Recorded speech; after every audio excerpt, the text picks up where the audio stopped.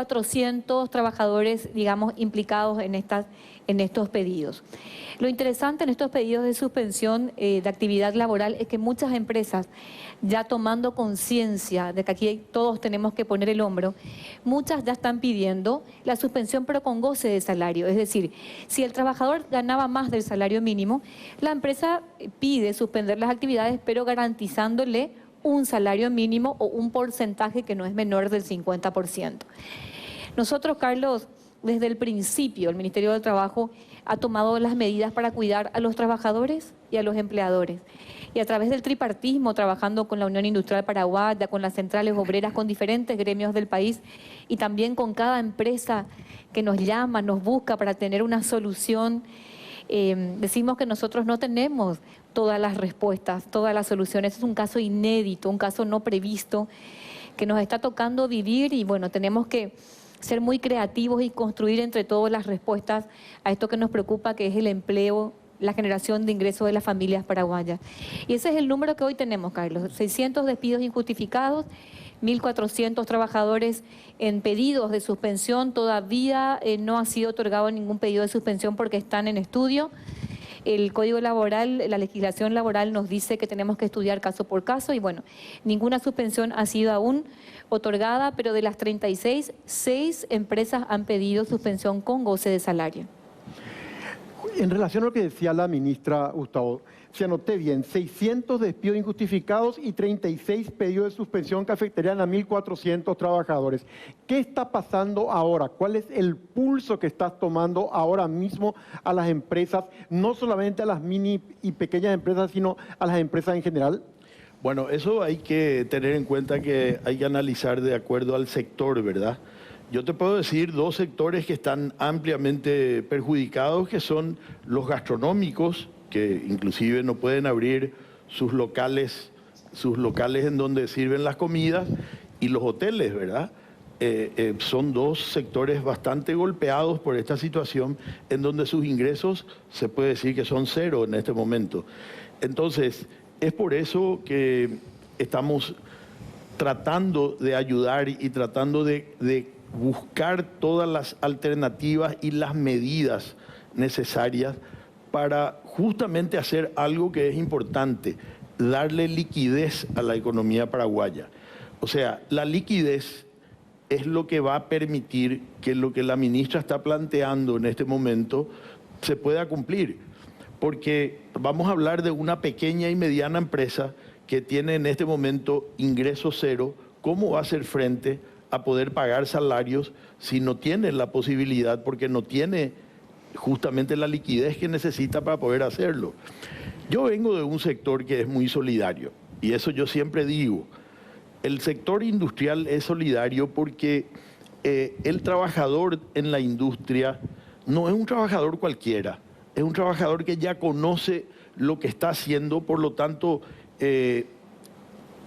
vamos a hablar en términos muy vulgares, el patrón mezquina a sus trabajadores porque en cierta medida ya saben todo lo que tienen que hacer y eso significa competitividad en la industria.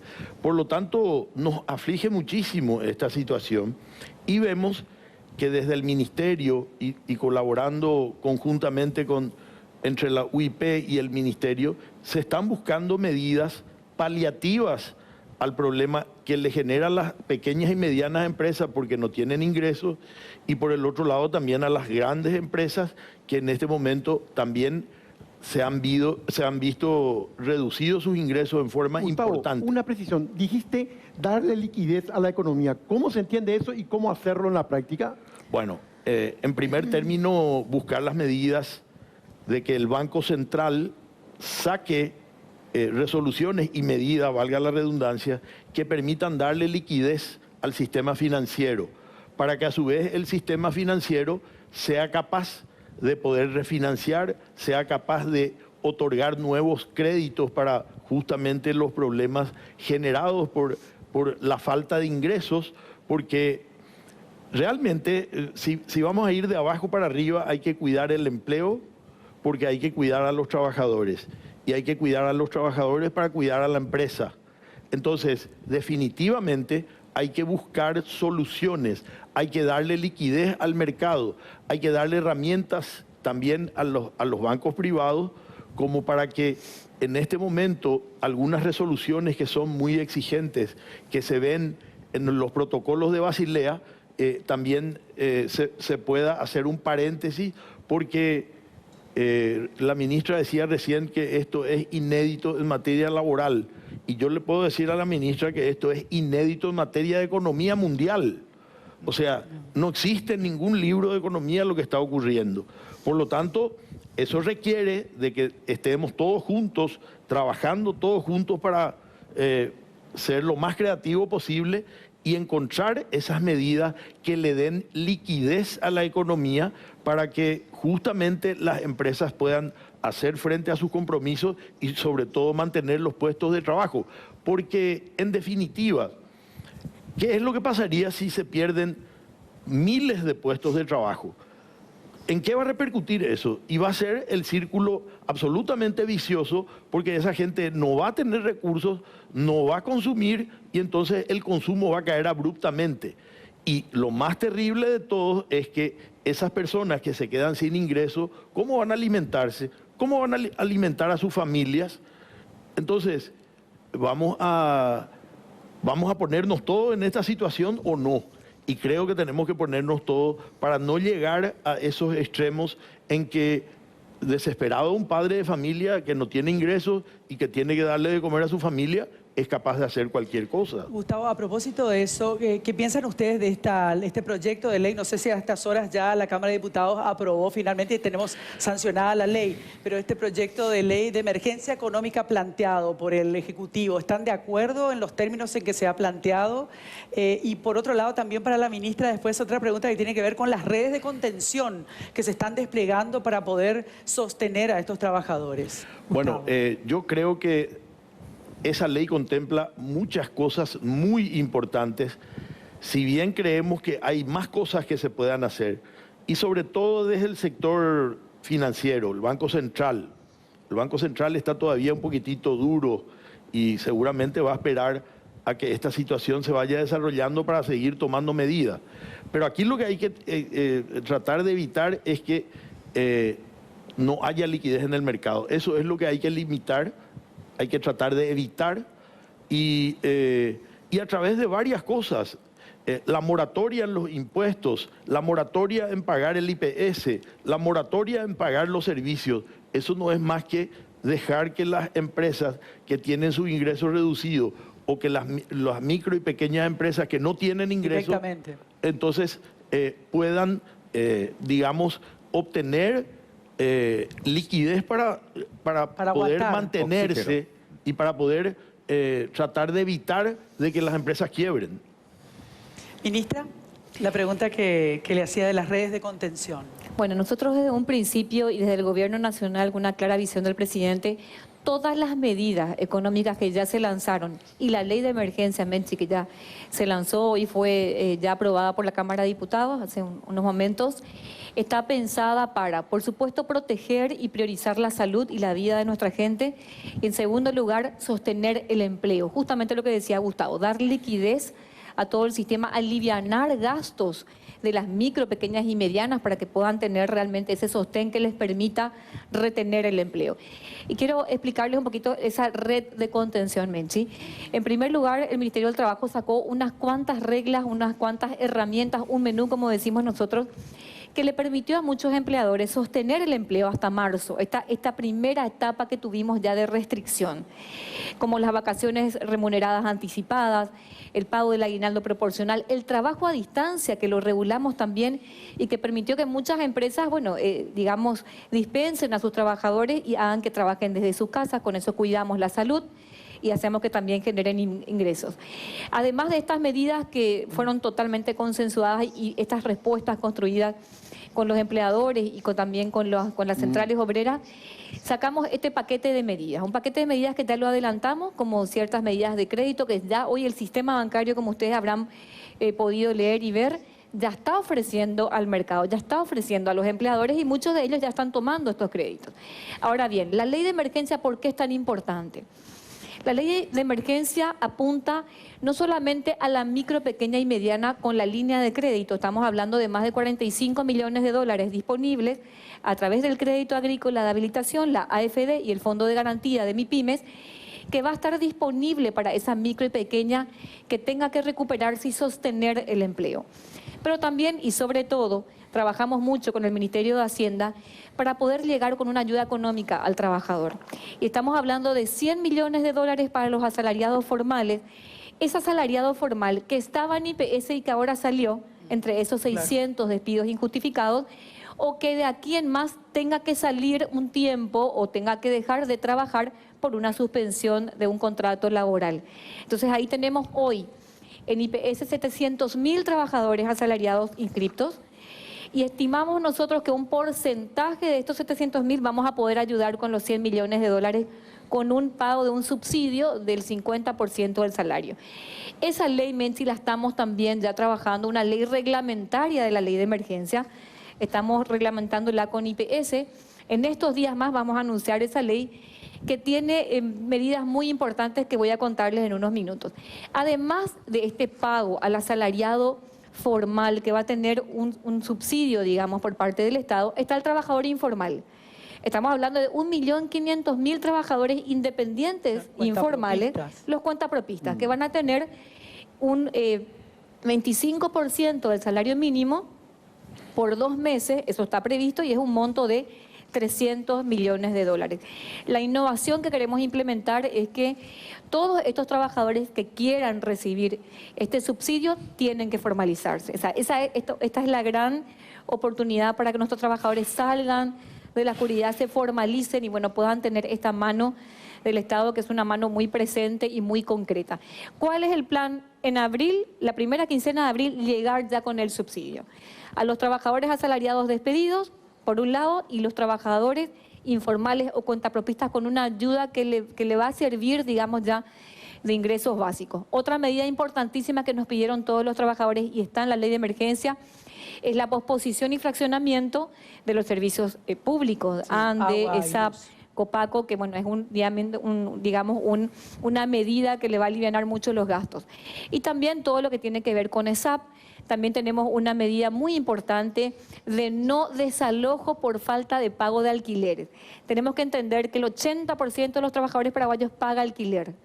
Y tiene, digamos, esa espada de Damocles todos los meses de que se le puede desalojar y puede quedarse sin casa.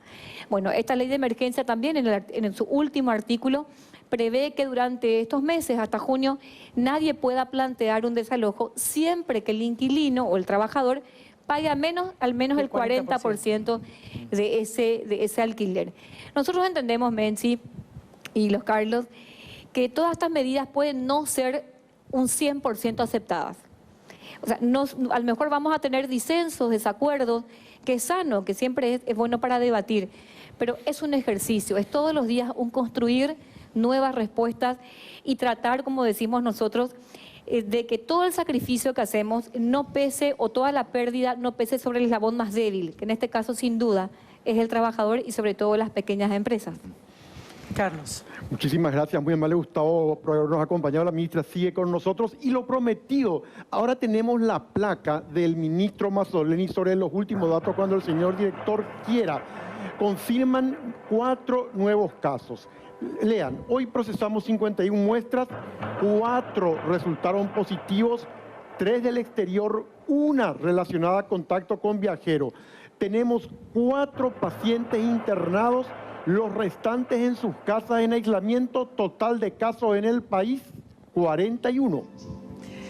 Avanzamos en lo que viene a continuación. Después de la pausa, la ministra de Trabajo se queda con nosotros, Carla Bacigalupo, y también vamos a escuchar al sector sindical. Eduardo Ojeda va a estar aquí para saber el trabajo diario del cuentapropista, del que sale todos los días a la calle a hacerse el pan para llevar a la familia, y ese es el más perjudicado en este momento. Eduardo, ¿cómo están ustedes reaccionando ante esta situación? Sé que han hecho un planteamiento concreto también en relación a esta ley de emergencia económica que plantea el Ejecutivo. ¿Hay algunas diferencias? ¿Qué es lo que más les preocupa en tu sector? Bueno, de la corriente sindical clasista hemos salido con una propuesta de una ley de emergencia laboral ante una situación desesperante de la clase obrera, los trabajadores en general. Estamos hablando de una franja salarial de trabajadores de aproximadamente más de 3 millones de trabajadores que hoy están afectados.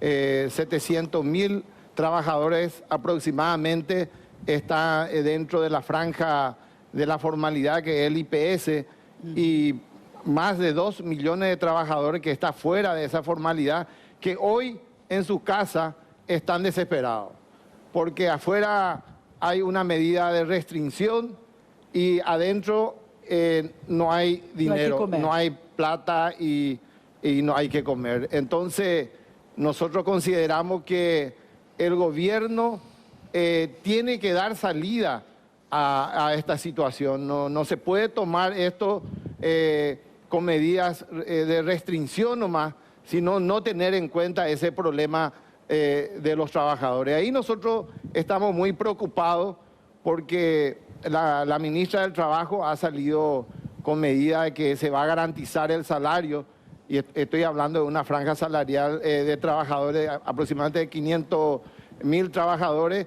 que se le iba a garantizar su salario que la patronal tiene que pagar. Pero eso no se refleja en la realidad.